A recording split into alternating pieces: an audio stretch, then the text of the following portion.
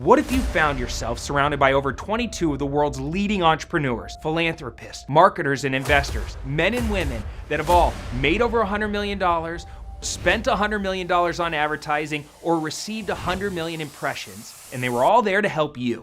You can ask them any questions that you wanted, tap into their vast business networks, and instantly download the wisdom that they've used to generate billions. You're getting immediate access to 50 plus online courses valued at thousands of dollars per course. You have an instant network of experts all surrounding you, locking arms with you, and there to help you that know your field and know how to dominate in your field, so that way you can avoid expensive, costly mistakes. Now is the time to increase your skills and increase your income, to get aligned with people that have what you want, that have achieved what you want to achieve, to once and for all take control of your life and your financial future. It's time to level up. What's going on, everybody? Kosh Aesthetics here, bringing you guys another talk today. Always love coming on the Mastermind, shed some knowledge. As you guys know, I am a performance coach. I just love performance. So I'm going to be talking about a concept that's very, I say this often, that's very near and dear to my heart, but this one might be my favorite. I probably shouldn't say that. It's kind of like if you have kids, you have a favorite kid for sure. Like, don't lie, you do, but you shouldn't, you know what I mean? But you you do kind of thing. So this one's going to be pretty in depth. If you guys have been on before, you know how I talk. I have a very cerebral, methodical mind. So you're going to want to pay close attention to this one, probably take out some notes, because today we're going to be talking about the 5 primary drivers of the human being operating system. The drivers that drive what we do, okay? These 5 primary drivers are the factors that dictate how we operate as people, all right? So we have some major conflicts in our lives, because if we didn't, we wouldn't be human, right? We all have conflicts. That's just what it is, right?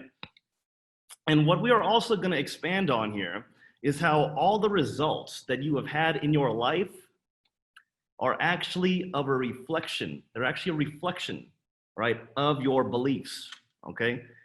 Furthermore, you will learn how the 5 primary drivers work, and how, if we're not careful, the natural functioning of the brain can reinforce certain limiting beliefs and ultimately prevent us from moving forward in critical areas of our life, all right? So this is a business mastermind for business growth. So today we're gonna keep the focus on our business, but this can be applied to any area of our life. But we're talking business right now, so we're gonna keep business.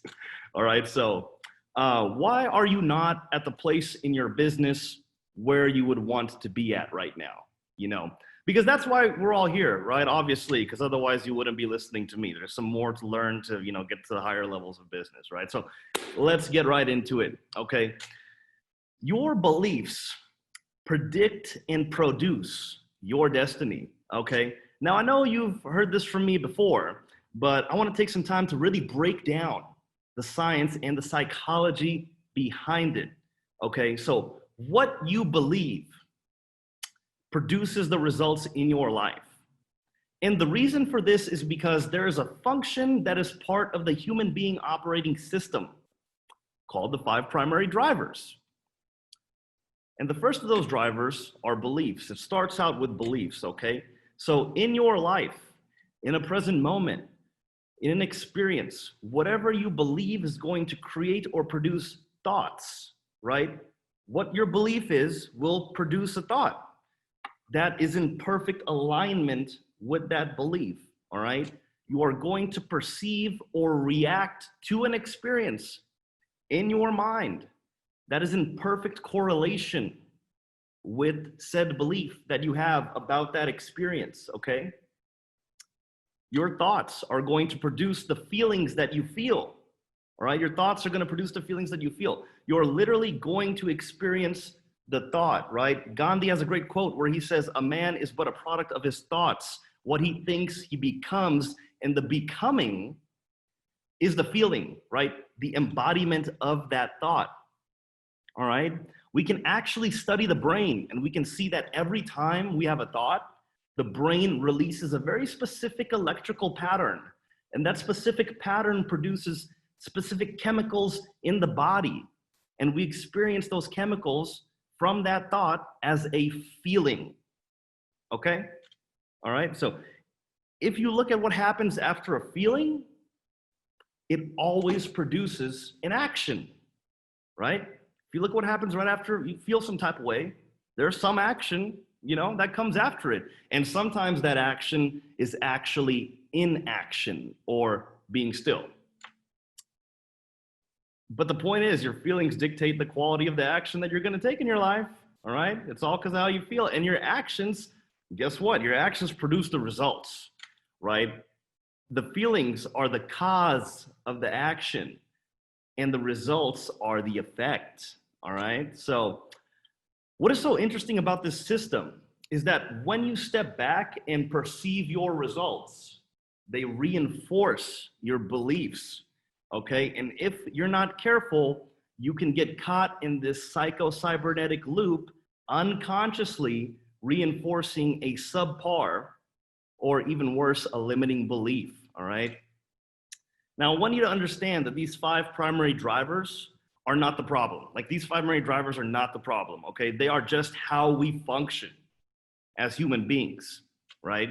Like, in any area of our life where we're thriving, it's because we have empowering beliefs that are lending to empowered thoughts, that are lending to really good feelings that lead to productive action and produce the results we really want in your life, right? Like, that's why we're winning too, right? It's just like, where do you want to aim kind of situation, right? But in the area of your life that you're having like a core conflict, right now we're talking about business, right? So if you're feeling stuck in your business, or you're not able to like break through to the next level, it's because you're sort of caught in this cybernetic loop that's built around, let's call it like less than ideal beliefs, okay? In regards to the outcome that you want to produce in your life, right? Like, it very well may be the case that certain beliefs got you to a certain level of business, but now to go to the next level, you have to change what you believe to be true about business. Whether you're going from 5 figures to 6 figures, 6 figures to 7 figures, 7 to 8, it doesn't matter, 8 to 9. You're always gonna have to be able to do this, okay? So hope this is making sense. If not, there's a little Q&A after, okay? So just, this is why I said you might want to take notes, okay? So it's gonna get crazier. So where do beliefs come from? Where do beliefs come from? And you're gonna notice this line of questioning that I go through, which it's a staple of the way I approach this work, right? Because if we don't know what beliefs are, or we don't know where beliefs come from, how could we possibly do anything to change them, right? And what we've established in the first part of this conversation is that we must change them because our beliefs dictate our destiny, okay? So it's not just like some fancy quote on the wall, okay? There is a process around it whereby whatever results we are getting in our life are either going to be maximized or minimized by our beliefs around that area of life, okay? So where do beliefs come from? We're gonna go back to childhood, okay? Most of our beliefs come before the age of 5, right? Most of our beliefs come before the age of 5. Now, I'm gonna give you like kind of the neuroscience around how this works. Follow along very closely for this next part, okay? When we are born with about 100 billion neurons in our brain, okay? And these neurons are unique so that they produce and conduct electricity. They're unique in that they conduct electricity. They are electrically excitable cells. That's what neurons are. And in addition to the 100 billion neurons we're born with, we're also born with 25 billion synaptic connections among those neurons. In other words, our entire neural net is not yet built out because we have less connections, 25 billion synaptic connections to the whole of the neurons, which is 100 billion neurons, all right? So then what's connected? What's connected, right? Well, what is connected is the important critical parts of our body, right? The breathing, the sleeping, the crying, the pooping, all the things we need in this amazing bodysuit that we've been given as we come into the physical world to function, right? That's what those 25 billion synaptic connections are, right? Just like bare minimums, right? So from the age 0 to 5, we go from having still 100 billion neurons, yes, but we've got about a quadrillion synaptic connections, right? So that's like 100 billion synaptic connect, just a lot, okay, a lot, all right? So but the point is, what happened here, okay? Well, what's happened is the brain has built out this neural network based on the experiences that we have, all right? You can think about this as the brain being this extraordinary technology, much like a hard drive, right? Just think about the brain like a hard drive, all right? So let's take an example, all right? To really like kind of tie this in, all right? Let's take the first time you experienced a dog, right? So you experienced a dog, and what happened is that you started collecting data through the five senses, right? The five senses are data collectors: the sight, the sound, the feeling, the touch, the smell. Five senses, right? You experienced the dog, and what the brain did is it started recording all those instances in the neurons and building connections between them to represent the experience of the dog. And depending on the quality of the experience you had with the dog, it associates a meaning to it, okay? And so that whole structure becomes a memory. And so if you had a friendly experience with a dog, you'd come to the conclusion that dogs were friendly. That would literally be your belief about dogs, that dogs are friendly. And it would be embedded within your neurosynaptic structure, all right? That belief that dogs are friendly would be embedded within your neurosynaptic structure. And so that every time you have another experience with a dog, the brain, because it's designed for survival, it looks at its own hard drive and says, oh, what do we know about this new experience? Then the brain says, oh, a lot of this data is matching up with what we experienced with the dog. This must be another dog. What do you know, right? So this is the process of learning. It's when the brain takes experiences from the past and applies it to a new experience, right? And it's important that we have the capacity to learn, because learning is a critical part of survival, right? The brain is designed to survive very, very, very well. The brain is designed to survive very well, but not thrive, okay? Not thrive.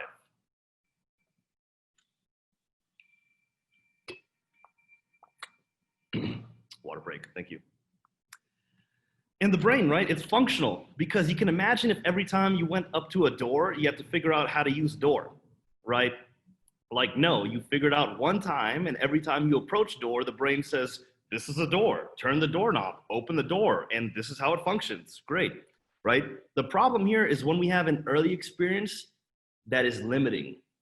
So in other words, if you experienced a dog attack, right? Let's say you experienced a dog attack. What the brain does is every time you experience a dog, the brain looks at its past experience and it applies that experience to the present moment.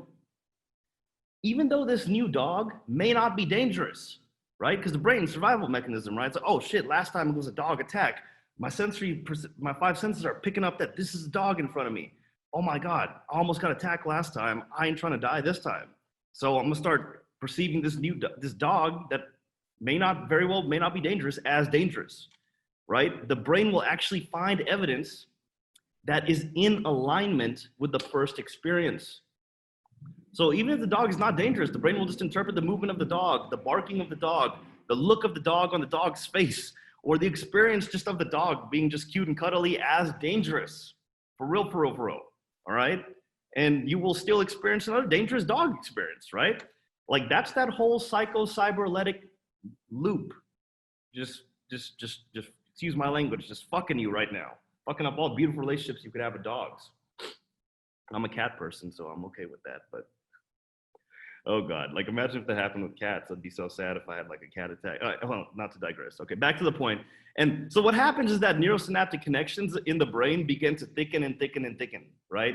As the original evidence becomes reinforced, right? So the more this cybernetic loop just keeps looping, it just gets more thick and more reinforced, more ingrained into your neural structure, until you literally start to live in a reality with dangerous dogs everywhere. And that's why people have a fear of dogs and can't get over it. It's because they keep living in the past over and over and over and over again, right? Man, this happened to me with spiders, straight up. Same thing, just replace dog with spiders. That's what happened to me. So, yeah. And what's happening in your life is that you're living in the past, right? And you don't even remember over and over and over again. And it's creating limitation in this area of your life that you're feeling stuck in unconsciously. Very sad.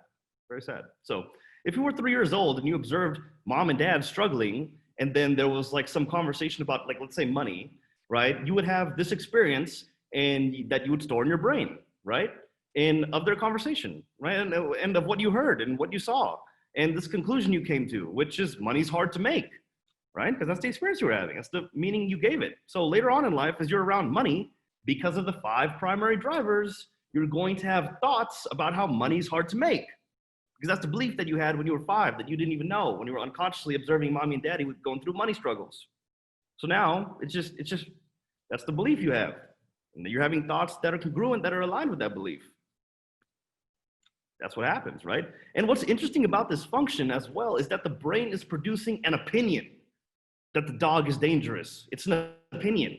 The brain's producing an opinion, like, I think this is dangerous, right? Or I think money's hard to make, or that relationships never work out, or you can't trust people.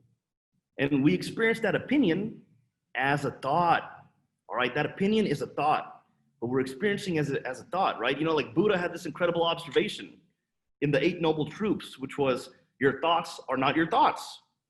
What a concept, what a concept, right? And oftentimes we talk about this as the voice in our head, right?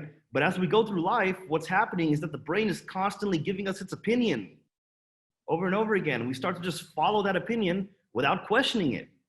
And as we follow that opinion, it puts us in a limited and unresourceful state. And so what has happened is that we are literally experiencing life through the lens of these beliefs, right? They've constructed a matrix through which you perceive life. And there's a part of the brain called the reticular activating system that literally is the lens. That's what the lens is, the reticular activating system. And what the reticular activating system does is it decides what information comes in and what information goes out. Okay, and this is because there's so much sensory information in the world that we'd lose our shit if we tried to ingest all of it at once. Like, imagine if I just looked out the window, and I was like, it just gave everything meaning all at once, like you know what I mean? Brain would explode. So I mean, if you guys are listening to me and you're like, oh my God, all the cards are just stacked against me. I'm like, no, it's just that these are actually just amazing concepts that we just have never been taught. All right, so it's just kind of like aiming them in your favor is what we're gonna get into here. I'll explain in a little bit. So like as the brain narrows down the field of what you experience, right, that reticular activating system in motion, the brain's narrowing down the field of what you experience into a very narrow band. And that band is based on what you believe. That band is based on what you believe. So you're always gonna see evidence for the things that you believe. And you're going to filter out evidence for the things that you don't believe. And this is why, for example, when you decide all of a sudden that you want to buy a new car, you start to see it everywhere, right? Like what you've done is you've enrolled your brain into finding evidence of something that's important to you, right? Like a belief that you have, which is that car. That car is that car that you want, that you decided, I want this car now, right? Like, I remember when this happened with my Maserati. I was like, when I decided I wanted to buy a Maserati, I just saw it everywhere, out of nowhere. I'm just like, my friend had bought one. I'm driving his now. I'm seeing ads for it everywhere. I'm on Facebook Marketplace. Just Maseratis everywhere, right? It was super funny, but that's how the reticular activating system works, right? Like, you buy a new car, you see it everywhere, same thing, right? So I know I've given you a lot of information already, but it's important because if you don't understand the way that you operate, there's no way you can tweak your internal systems if you don't understand how that they work. There's no way if you don't understand the functionality, there's no way that we can change the function. So that's common sense right there. So the fact of the matter is that when we're stuck or when we're in any area of our life where we're not living into unlimited possibilities, let's say, right? It's because we are viewing that area of our life through the constraints of this construct of limiting beliefs, all right? So we are literally looking at life and we are ignoring the opportunities and the possibilities that are there our thoughts are not aligned or congruent with what we want to accomplish, we're putting ourselves into a shitty emotional state, and we're not bringing resourcefulness to this area of our life. And it's all because 20, 30, 40, 50, 60 years ago, you came to a conclusion before you were even fully conscious, and you've been living that conclusion over and over and over again. And now you have an opportunity to learn how to hack your mind right here, okay? So if that is traumatizing to you, hearing that, if you already know that, great. If you didn't know that, which is what I'm guessing, don't worry. I'm gonna get into how we can switch this whole situation up right now, right? So this is an opportunity to learn how to hack your mind and rewire your brain, right? So we literally change the neurosynaptic connections so that you can perceive reality completely different and take different actions in this area of your life. Actions that are empowering. You literally become a different person so you can produce different results and essentially become limitless, like straight up. Because then, like really, that's a big claim, Akash. I'm like, but yeah, it is. That is truly what being limitless is, having full control over your reality. And then you can just be happy all the time, which is what this is all about, right? You know, life is suffering. Let's get better than the problems so that we learn how to have a higher level of thinking that's above the level of the problem, so we can just be more happy. Because when your level of thinking is above the level of the problem just turns to a situation. It's no longer a problem, it just becomes a situation. Last I checked, situations don't usually make you that unhappy unless they're a problem. So it's all about, I'm just always preaching happiness, just be happy, people. So you know, let's keep going, because I want to get to the meat of this whole thing. And you might be like, oh my God, we're not at the meat yet, but don't worry, we're getting there. So I want to speak on something right now, because what we talked about so far is that you're shaping your perception of the world through your beliefs, okay? And some of you may be sitting there and saying, Akash, I get that. It's very logical, it makes sense. You've given me the science, you've given me the psychology, but I'm actually having experiences in my life. I'm actually having experiences in my life that are evidence for the beliefs that I have. Like maybe you believe that you can't trust people in relationships, and you know, my wife or husband just cheated on me, or I believe that you can only grow your business so big before it implodes, and that's exactly what's happening right now. Okay, so the other 50% of the coin here, when we're talking about this body of work, which I don't have time to go into over this lecture in full, but we spend an entire week on this stuff in my program. It's called How to Master the Art of Recreating Yourself. All right, we spend a whole week on this. All right, talking about this other 50% of the coin here. All right, and that other 50% of the coin is, not only are you viewing life through this lens, this construct of your beliefs, but life has no choice but to show up to you that way, okay? That you literally are 100% responsible for your life and all the experiences that you are creating. And it might sound a little bit like woohoo, but if you really look at it, what I guess I would call the quantum theory, the quantum mechanical theory around it, is you have this extraordinary technology. You have this extraordinary technology between your ears that is a vibrational technology called your brain, okay? And as you have thoughts, the thoughts are emitting a certain vibration. And we live in a vibrational reality, okay? I'll just say that one more time. We have a vibrational technology in between our head called our brain. And as we have thoughts, the thoughts are emitting a certain vibration, and we live in a vibrational reality. So what you might call coincidence or luck or grace is actually manufactured by your beliefs, right? Every experience that you have in your life is a product about what you believe about life, all right? And the beauty of life and the extraordinary intelligence about life is that it is designed in such a way that when you meet that experience, if you are present for it, you will become consciously aware of the beliefs that created that experience. all right? Because the beliefs that create that experience are your reaction to that experience, okay? The problem is just that no one ever taught us this in school, ever. Frankly, I'm not to toot my own horn, I don't see performance coaches talking about this either. A little bit of an ego stroke there, but still, all right? The problem is just no one ever taught us this, right? So when we have an experience, we react to the experience. We don't pay attention to our reaction to the experience, right? So what I want you to do now is I want you to rewatch this video and outline the 5 primary drivers I just talked about, all right? Outline them, right? For my clients, I put together a worksheet for them that outlines the entire thing and walks you through finding your own limiting beliefs that are around the 5 primary drivers, okay? If you're serious about changing your beliefs and ultimately changing your life, send me a DM on Instagram, @Akash Aesthetics, all right? Send me a DM on Instagram saying I'm ready to recreate myself, and I will send you the worksheet, all right?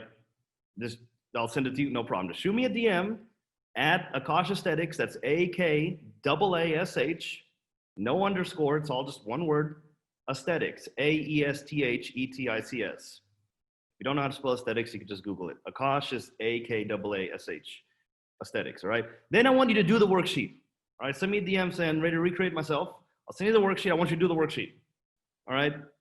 Because the theory of all this is useless. It's just useless unless you start to see and experience this in your own life, all right? And that's exactly how these exercises are designed, okay? I want you to see what it is you believe around this area of your life, where you want to go from here to there, okay?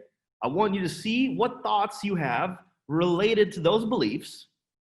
I want you to see how those thoughts feel when you have them, all right? I want you to think about when you're in that state and you're having those thoughts, what you do, what action you take, and I want you to be honest about what results that produces, all right? Or frankly, doesn't produce in your life more often than not, okay? So, and now as you look at yourself going through the 5 primary drivers, understand how unconsciously you've been allowing it to reinforce the original belief. Make sense?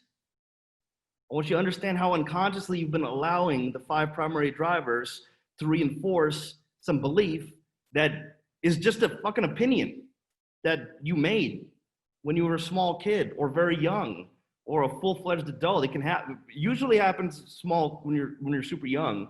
The really deep unconscious ones, but these can happen at any time. All right. So hope that makes sense. So once again, you're going to send me a message on Instagram @Akash Aesthetics. Send me a message saying I'm ready to create myself. I'm ready to recreate myself, because that's essentially what we're doing, recreating ourselves. It's pretty cool, right? I'll send you the worksheet, complete the worksheet. You're going to do that and message me back when the worksheet's done, all right? And because I'm just an awesome servant of the universe, right, we're going to talk about the first of the 4 extraordinary principles of what I call power.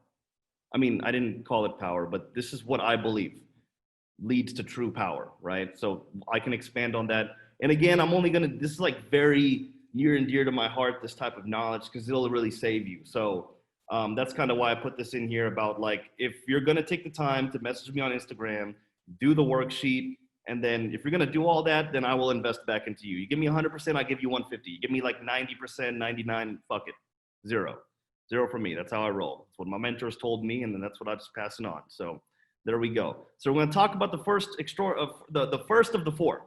We'll talk about the first of the 4 of the extraordinary principles about how to cultivate the power, right? The 4 mind hacks that are going to allow us to rewire your brain and literally start to deconstruct the neurons that represent the old memories and beliefs, and construct new neurons so that you are capable of becoming the person you know you need to be, so that you can accomplish what you need to accomplish in your life.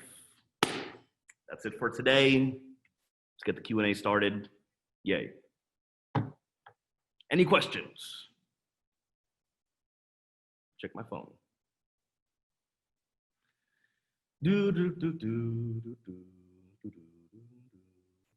Questions? Josh, where are you? Send me questions. I think Josh went to the bathroom. Oh, there's Josh. Okay, cool. Hi. Are there no questions? Did everyone just understand this? Maybe it was easier than I thought. Oh, questions. Okay, here we go.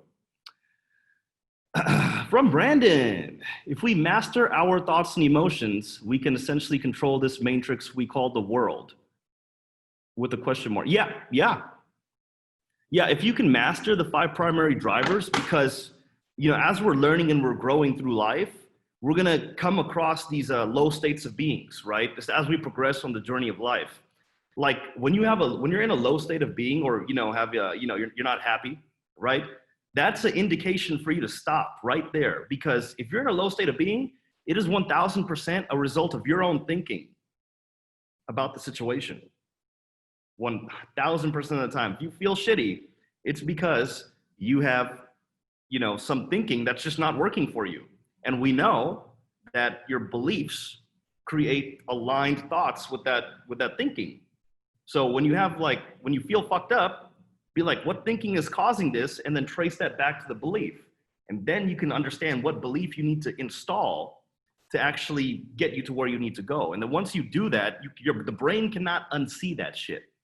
All right, as soon as you figure out the limiting belief and install an empowered belief, which is usually like the opposite, more often not, of that limiting belief, when you do that, your brain cannot unsee that shit. So you will just immediately just reorient yourself to the new belief. Those fucked emotions will leave your body because you're having different thoughts that are causing different neurons to get activated, that are triggering different emotions to be released, right? And then you're just gonna feel hella better. So, I mean, I think that's mastering life right there. So yes, that's what I would say to that. Next question. Justin, do you think that our particles in our brain have a direct relationship with the particles in the universe? Therefore, your thoughts can literally affect the world around you. Yes, precisely. Right, I just wasn't trying to go hella heavy into quantum mechanics because like the first half of what I said is a lot. I remember when I first was putting this together, I'm like, damn, this is a lot. But so yeah, we spent a whole week on the quantum mechanical theory in my program. I can briefly shed some light on it right now. So everything is vibrating in the universe. Everything you want, even the results you want, people, places, circumstances, inanimate objects, everything has a certain vibrational resonance. And if your vibration is not congruent to that, it won't manifest in your life. You won't even see it, even if it's not like a thing or a result. If it's a people, places, persons, or opportunities, that just won't come into your field. Your reticular activating system will not pick that up unless the beliefs are congruent with whatever the vibrational resonance of what you want actually is, right? So like back to the question, do you think our particles in our brain have a direct relationship with the particles in the universe? Absolutely. There is who you are in the future that has the result you want has a certain vibrational signature.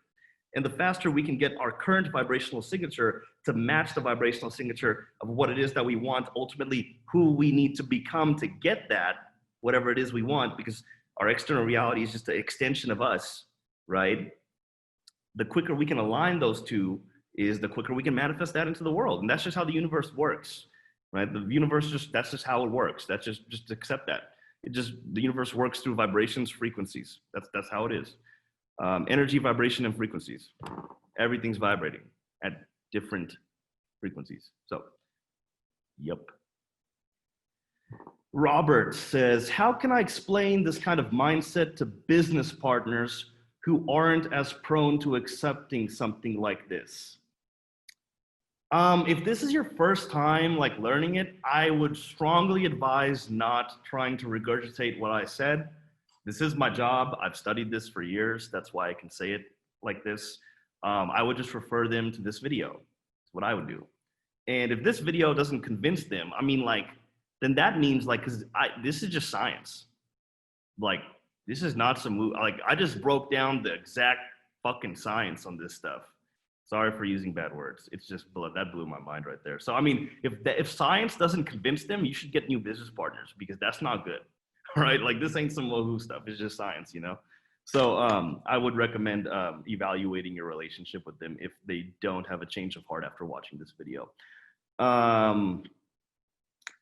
James says, a little off topic maybe, but does your diet have anything to do with how you think? Absolutely. Absolutely. So James also said, I hear your gut is your second brain. So totally, I'm trying to like, yeah, it's not really off topic. It's a little bit just off to the side a little bit, but let me just, I'll answer you like this, and you can comment back if this answered your question or not. The vibrational frequency of your brain is going to be dependent upon, like, at a higher frequency, you're going to have better, faster brain speed and better optimal thoughts. And what drives the frequency to be higher, we're right in this moment, we're not talking about beliefs or anything, right? We're just talking about just sheer brain speed and cognitive acuity right now. If you eat bullshit food, that's going to suck 70% of your energy. Digestion takes anywhere from 30 to 70% of your brain's overall, your body's overall energy. Digestion does. And if you eat fucked up food, oh my God, you literally put yourself at 30% capacity. You're going to feel like shit. The energy won't be available to power the brain to get it to actually execute and move at the level of a higher vibrational brain. So this is how your gut and your gut health is just imperative to your brain function. Okay. This is also why, like, after, you've been out drinking, whenever you go out to drink, you just want to eat bullshit food, or at least I do. And then the next day I'm just stupid, Well, actually I'm extremely smart, but that's just because that's how intelligent I am. Right. So, but I'm still at like 50%, even though my 50% still get the job done. But, you're going to have to ask yourself that question. That's why I don't go out and party, go on benders and stuff, unless it's like Friday night or Saturday night. Like, I just don't. I'm just doing a disservice to myself, my clients, my work, and my life, and the people that are just important to me. So I hope that answers your question, James. If not, just ask another question. Frank, are there any daily practices to start aligning our perception with what we want in life? Yes, there are. It's called, you DM me and do the worksheet. Right. And then from there, I can, like, after you do the worksheet, then from there, I will go deeper into investing in your development, because you're deciding to invest in yourself. So DM me, I'll send you the worksheet, then do the worksheet, then message me back. And then we can talk more about, how to put this into our daily practice. But I mean, for example, like just what I said earlier, an easy one is, notice when you moved into a poor state of being, a primal state of being. Notice when you've moved into a low state. That will be the indicator for you to practice the 5 primary drivers and understand, like, okay, if my thinking is messed up, it's due to some belief. What could that belief be? That would be a good daily practice right there. But there's a lot of other ones. Do the worksheet. We can chat more. Michael says, I binge eat a lot due to stress. How can I minimize both stress and the accompanying of binging? Okay, so binging is just it's like a habit, right? You get stressed out, it's a habit trigger. Then you have your loop, right? That's how habit works. You have a trigger, you have your action pattern, what you do when you get triggered, and then your reward, right? Whatever that is, which in this case might be like tasty food in your mouth and feeling good on the inside because you're stressed out about the outside world. So the first thing you would want to do is hack the habit, like replace the binge eating with something else, right? I used to have this problem. What would I do? Oh, I remember what I would do. I would just binge eat on Whole Foods. That's what I would do. I mean, I'm not saying you should do that. I'm just saying that's how I got around it. Instead of eating bullshit food, I would just go and eat like healthy ass, tasty food. I'd go take my ass to like a steakhouse, get some good shit, high quality, right? And it is very therapeutic.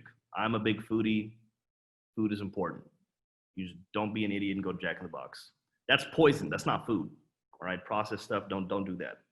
Also, look at what belief you have around eating for pleasure. You may not want to change the belief. Like for me, it was like my grandma's cooking as a kid and whatnot. And I value that. Like, I think food is important. It's part of culture. For me, I decided to, just change the quality of the food, and that made all the difference, right? I'll still eat like burgers and fries and stuff. It'll just be like home cooked shit or something like that. Or I'll turn it into a date, something of that nature, not go to McDonald's. That's horrible. But I would encourage you to look at the belief that is associated. Like, where did that get birthed from? Like, where did that come from? Like, when was the first time that you got stressed out and you decided to eat for the stress relief? Like, just think about that, right? Like, this is a lot of the work that I do with my clients and whatnot. We dive deep and we go deep into like the childhood, where did this come from, where we figure out identifying the belief. Okay, what is a different belief that we can insert that's more optimal for a situation? Next question. Vicky says, how about convincing religious people about this? I mean, that's up to you, because this isn't religion, it's just science. This is just straight science, neurology, psychology, and quantum mechanics. This is tried and true. This is nothing about God in here. This is just how the universe works. I mean, it's factual, right? So I don't think religion has anything to really do with it. Personally. Now, if they decide to just get offended, that's on them, right? But I mean, I think that this would be very valuable to impart to anyone, because it can just increase quality of life so much. Ishmael Ruka says, high level frequency foods, whole foods, natural foods. Like, I personally don't think you need to go vegan or anything like that. You can if you want to. Just eat high quality food. I personally go to the Natural Foods Co-op. I live in Sacramento. We have a co-op here. I have a great relationship with them, and like, I know where like the sourcing of the food comes from, what farms, how the animals are treated, like, because like organic, like cage-free eggs, like the definition of a cage-free egg for some farms, like the FDA regulation on that is like, if you let the chickens roam for like 1 hour a day, it's technically a cage-free chicken, but then they'll go back in the cage, right? So you want to make sure that, because if you're eating like food from an animal that has lived a horrible life, you're ingesting because if they've been stressed the fuck out, they know they're going to die, they had a horrible death, they're seeing their family get killed right around them, they're going to be releasing massive cortisol the entire time up until their death, that's in their body, that are in that, in their carcass, cortisol, all stress, and all these low vibrational things. So it's very important, because you're eating that, right? So you want to make sure that you're going to like, some grocery store you trust, and buying your food from there. Some people are too busy for all that. Well, I guess, to each his own. I'm all about performance and optimizing performance, because that just makes life easier. I just become more of a beast, and I can do everything I need to do with like 1/3 of my effort, and I can use the rest of my third effort to just fuck off and have a good time and still get the results I want. So it's whatever is worth it to you, really. All I do is I give information. It's up to you guys. So Vicky says, I've heard a lot of them accepting the downs in life and what happens to them as God's will.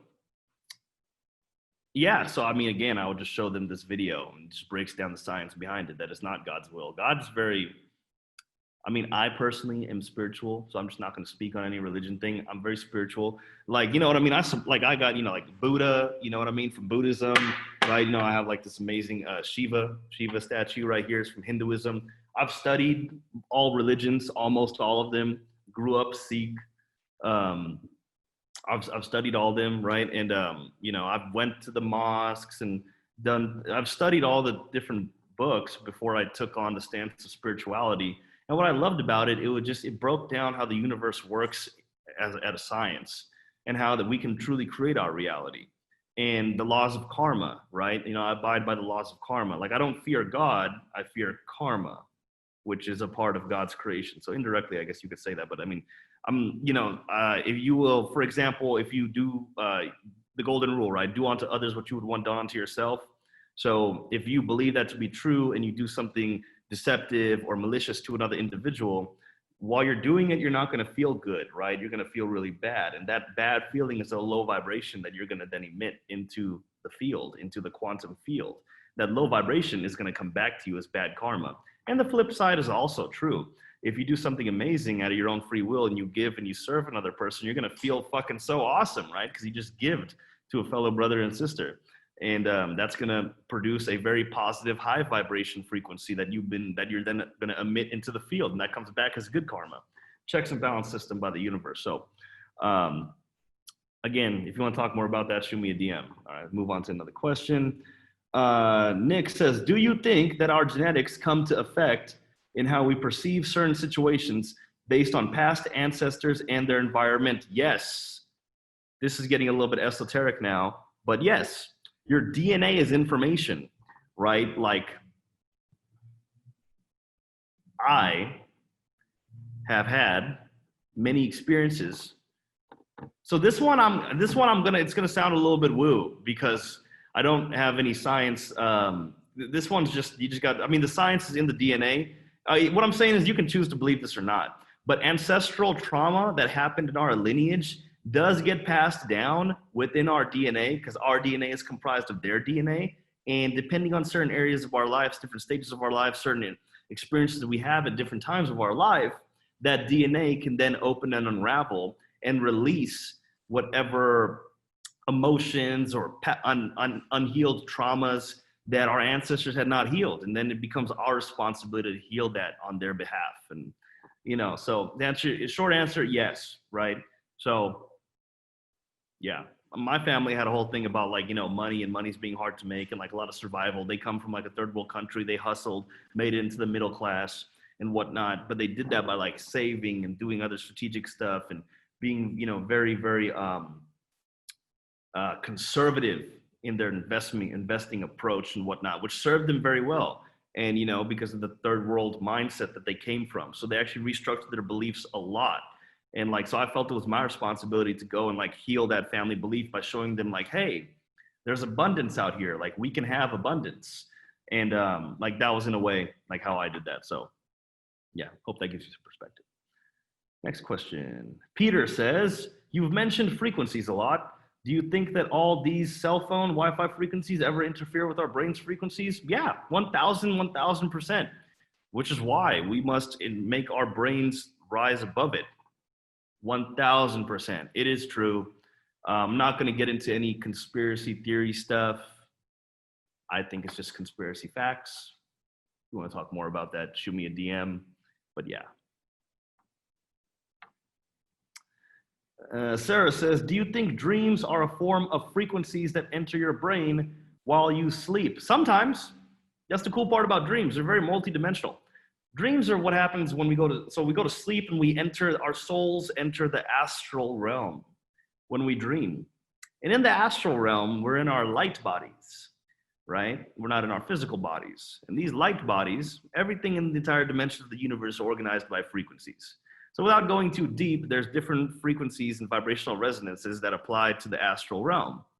The entire universe works on frequencies.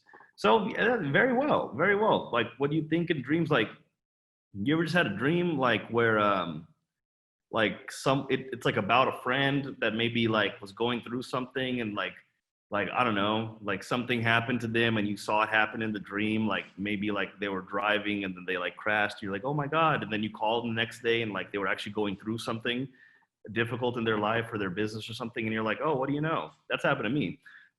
So yeah, that can be one form of that. Really fascinating stuff. Really fascinating stuff. Great question, Sarah. So Ishmael says, where can we dive as deep as you do on the mind? Where can you dive as deep? I mean, right here, right? I'm like, we're diving really deep right now.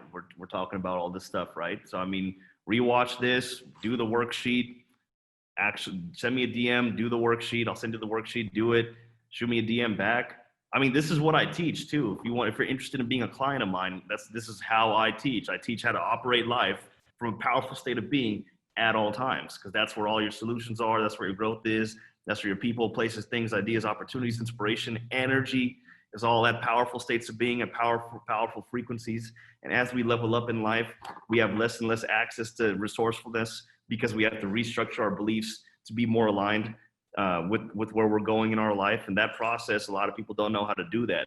I've seen a lot of entrepreneurs just do it the hard way, which is painstakingly difficult, which is basically like just running through the mud, just getting punched in the mouth so many times that they just eventually have so much trauma that they're either one, forced to change their belief unconsciously around how it goes, and that's how they figure it out, or two, they just power through sheer force and it drains them, drains their life, drains their health, kills all their personal relationships, and then they may achieve the result after like 10, 20 times the amount of effort that was actually needed had they switched their beliefs. They may be changed to get the result, but the rest of their life just is fucked. That's usually what happens. It's a very big problem in the entrepreneurial space. So that's why I do the work that I do.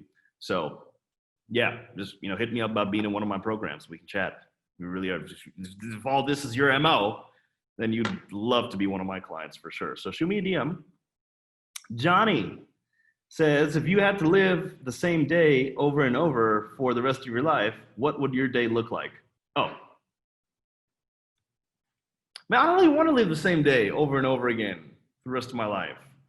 I mean, damn, if I had to do that, like if I was caught in like Doctor Strange, like one of those Doctor Strange little 24-hour loop thingies like that he did, like I would just want to die personally. I'm like, that's boring, doing the same thing day in and day out. Because I could, depict the most beautiful day in the life for Akash, and eventually that day, would, if it was the same day over and over and over again, it would just get super dry, right? So that's how I think about that. So, next question. Ronnie says, I want to hear about your conspiracy theories. Shoot me a DM on Instagram. Shoot me a DM. We can talk. Johnny, 5G, do you believe in multiverse? Yeah, for sure. 5G, that's happening for sure. It's a higher frequency. Do I believe the multiverse? Of course. Bobby says, do you believe, that was the question. Do you believe in the multiverse? Jamie says, where did you learn this from? I learned this from a mentor of mine named David Bayer.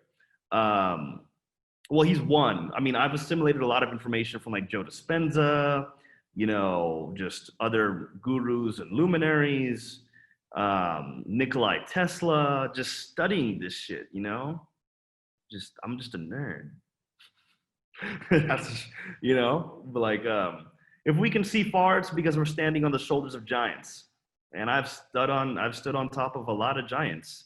And, that's why I do the work that I do. I just pass it on. I pass it on to other entrepreneurs so they can go and infect their organization with these type of modalities in mastering life. Isaac says, I need to get some of my relatives to think like this. If they're very stubborn, even if I show them this video, they won't stay with it. Hey, listen, you can bring a horse to the water, but you can't force the horse to drink. And you know what? That just is what it is. You may have to come to terms with that fact. I mean, definitely you could show them the video, but just for some people, they just don't want to hear it. They don't want to hear it because they're, it does essentially, you are essentially killing your old self, because after so many years of operating with certain belief systems, you don't really want to change them, because when you learn this type of stuff, it means like your reality could have been whatever you wanted it to be, and you could have changed it a long time ago. And if a person has had a traumatic, hard life, they don't want to change in their belief and think that they have responsibility. They'd rather just keep blaming situations in life, because accepting responsibility would be way too painful for them, right? So that's how I feel. Drew says, what do you personally think happens when we die?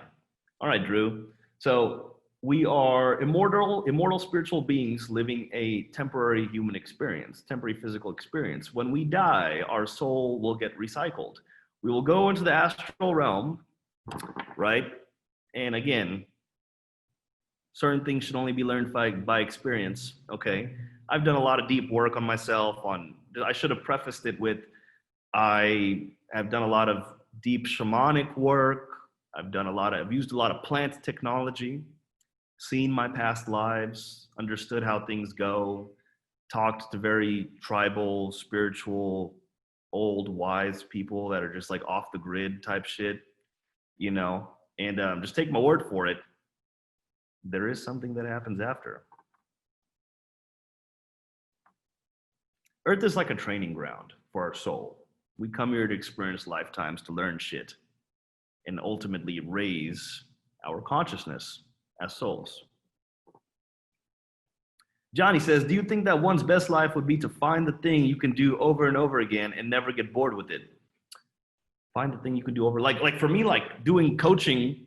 At one point, I was doing fitness coaching many, many years ago. I started off in the bodybuilding world, right? So I'm a coach I love coaching, but I'm a coach. I can always coach, but the level at which I coach has to keep increasing. Like right now, you know, I work with entrepreneurs that are about age 20 to 35 that are making anywhere from 100 to 750K. That's my range right now. And eventually, you know, I want to work with entrepreneurs that are at the 7-figure, 8-figure, 9-figure level.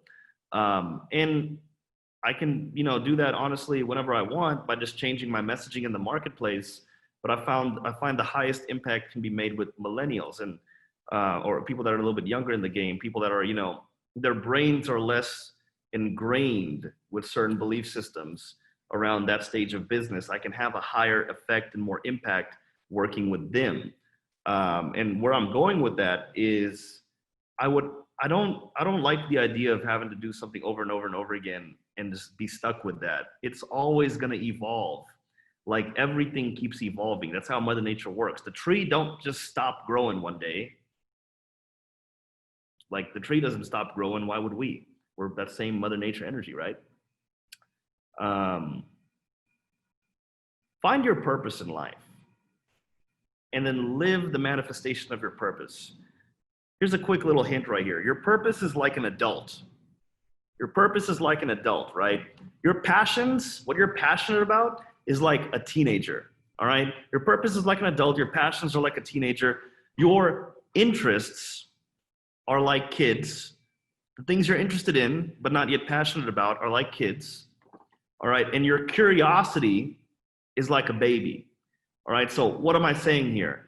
Get curious about stuff, try stuff, get interested in certain things. You're gonna try certain things, you're like, fuck that, I'm not interested. You're gonna be interested in certain things. Those things you're interested in are gonna turn into either things that you're interested in or they're gonna turn into a passion.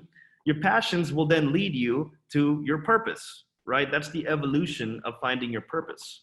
So if you don't know what your purpose is, that's okay. Just do shit that you like to do. And eventually you'll find your passions. You'll have a few passions. And then you'll assimilate those passions into your purpose over time.